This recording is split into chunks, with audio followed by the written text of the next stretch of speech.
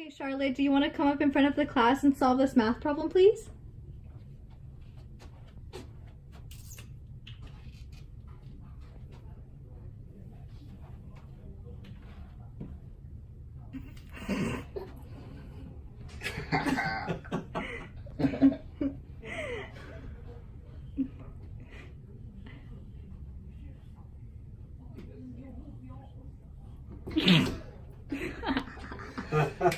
It's half. That you were referred to me by your primary care provider because you've experienced some anxiety difficulty? Yeah.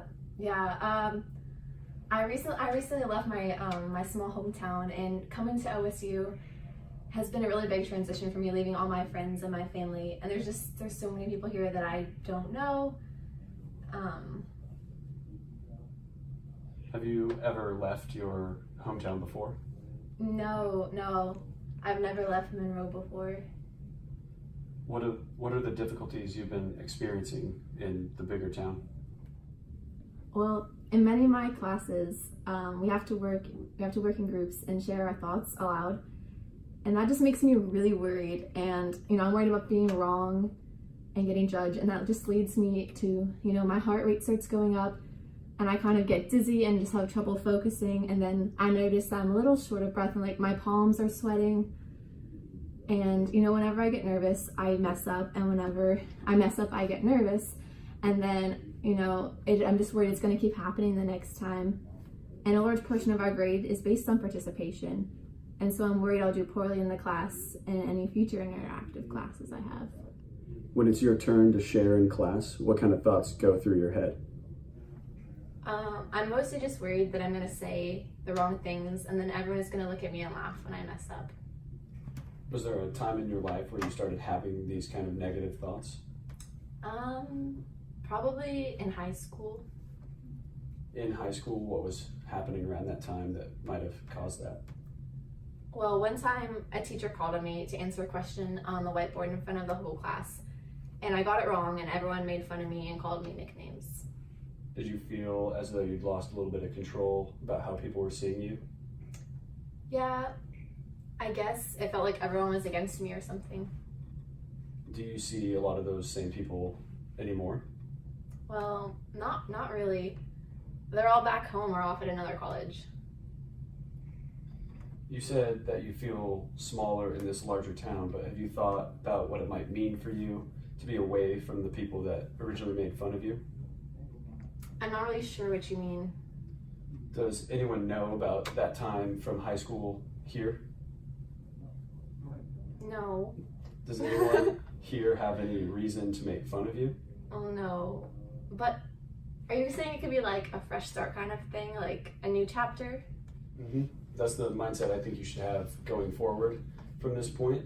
And I've got a journal for you to keep track of times that you feel accomplished or that you think people felt proud of you. So before next session, I want you to write down a few of those times and be prepared to share one or two of them with me. And I'm also going to send you home with a questionnaire called the Social Phobia Scale, just to help us rank you and your most anxiety-provoking stimuli. So when you return, we'll discuss those and see what the best course of treatment might be. I see one of your main fears is of public speaking, and especially in a classroom setting.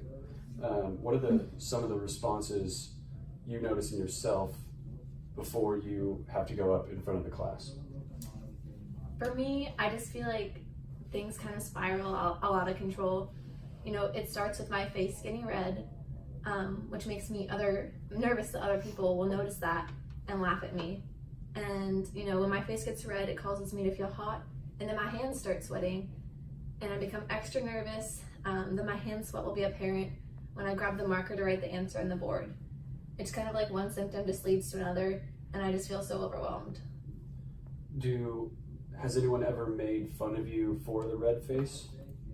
Well, technically no, but Maybe your face doesn't really get that red, but even if it did, what could be the absolute worst thing that could happen from it? I mean, people could make fun of me. Has that ever happened here at OSU? Also, no, but I mean, it could happen. If the situation were to happen again, what would you do next time in order to cope with it? I guess one thing I could try doing is clarifying before I speak that I'm not really sure if my answer is correct. Being comfortable speaking up in class and accepting that you may not be right every time will definitely help you in future interactions. It's just difficult to accept being wrong because I'm afraid other people won't and will make fun of me like they did in high school. Let's practice getting comfortable with some of these scenarios. Next session, I want you to bring a couple questions from your class and I'll have you solve them in front of me. On the whiteboard here, I wrote the 2 questions that you said were the easiest for you. And I'll give you this pen and I'll have you solve them for me. And then afterward, we'll talk about what you were feeling in the moment when I was watching you solve these.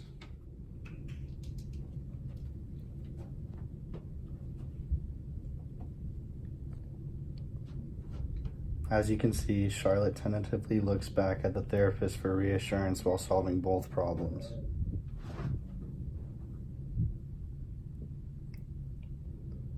The therapist does a good job of not giving too much reassurance, but providing a comforting nod when necessary.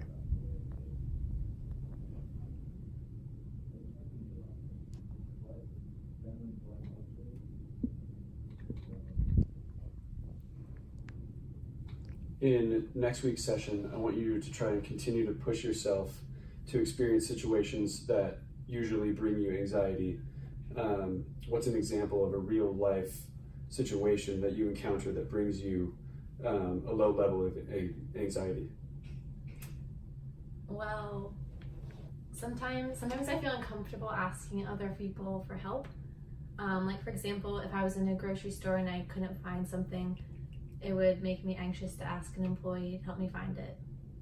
All right, so for your homework this week, I want you to go to a grocery store and ask for help, like in the situation you just described.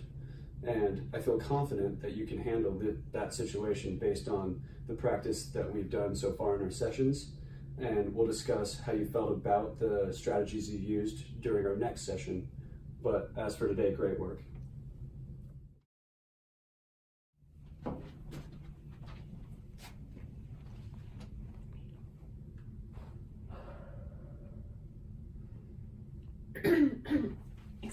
Excuse me?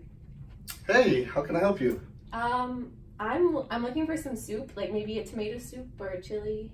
Okay. Yeah, so all of our soups are going to be right down the aisle A. So just go all the way down, bottom shelf, tomato soup right there. Oh, okay. Thank you. So tell me how you handled your homework. Well, I went to the grocery store like we talked about, and I struggled asking where an item was at the store. I felt a little uncomfortable that the employee or others at the store around me would think I was dumb for not knowing where something was. What techniques helped ease your anxiety in this situation?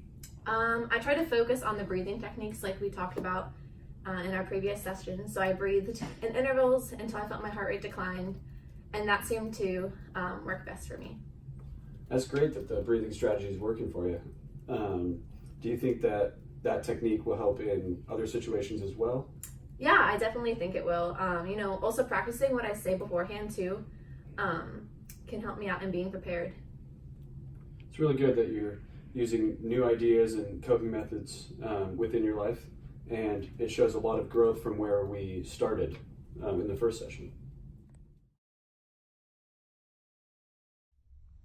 For next session, write down a couple. Yeah, so all our soups will be right down the aisle.